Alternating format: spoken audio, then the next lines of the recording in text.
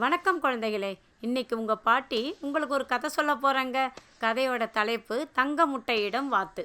ஒரு கிராமத்தில் ஒரு ஏழை விவசாயி வாழ்ந்து வந்தான். அவன் ரொம்ப உழைப்பாளி தான். ஆனால் எவ்வளவு உழைச்சாலும் அவன் செல்வம் சேரவில்லை. அவனோட வாழ்க்கையும் ரொம்ப கஷ்டமாக இருந்துச்சு.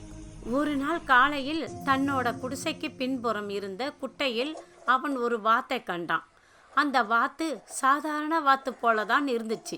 விவசாயி அதை வீட்டுக்கு கொண்டு வந்து நல்லபடியாக வளர்த்தான். அடுத்த நாள் காலையில் அவன் வாத்து வச்சிருந்த கூண்டை பார்க்க போனான். அங்கே தங்கமான முட்டை ஒன்று கிடந்தது. விவசாயிக்கு ஒரே அதிர்ச்சி. இது எப்படி சாத்தியம்? தங்க முட்டையா அப்படின்னு ஆச்சரியப்பட்டான். அவன் அந்த தங்க முட்டையை சந்தையில் விற்றான். நல்ல காசு கிடைத்தது. அடுத்த நாள் மறுபடியும் வாத்து ஒரு தங்க முட்டை வச்சது. இப்படி தினமும் ஒரு தங்க முட்டை இட்டது. விவசாயியோட வாழ்க்கை தரமும் மெதுவாக மாற ஆரம்பித்தது. அவன் வீட்டுக்குள்ள செல்வம் பெருகியது. கஷ்டங்கள் எல்லாமே நீங்கியது.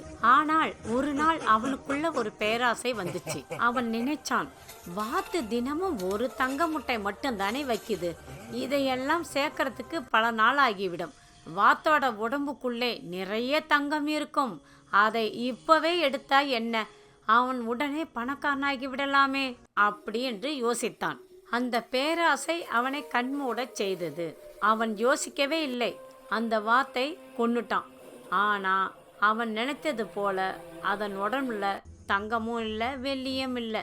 அந்த நாளிலிருந்து தங்க முட்டையும் இல்லை, வாத்தும் இல்லை. விவசாயி தன் பேராசையால எல்லாவற்றையும் இழந்தான். குழந்தைகளே, இந்த அழகான கதையிலிருந்து நாம என்ன கத்துக்கிறோம் தெரியுமா? முதல்ல பேராசை நாசத்திற்கு காரணம். அப்புறம் கொஞ்சம் கொஞ்சமாக சிறிது சிறிதாக வரும் பலனையும் நாம் பொறுமையோடு ஏற்றுக்கணும். ரொம்ப அதிகமாக ஆசைப்பட்டா கடைசியில் நம்ம கையில் இருந்ததையும் இழந்து விடுவோம்.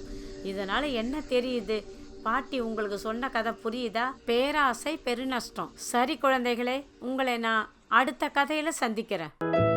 பாட்டி கதைகள்.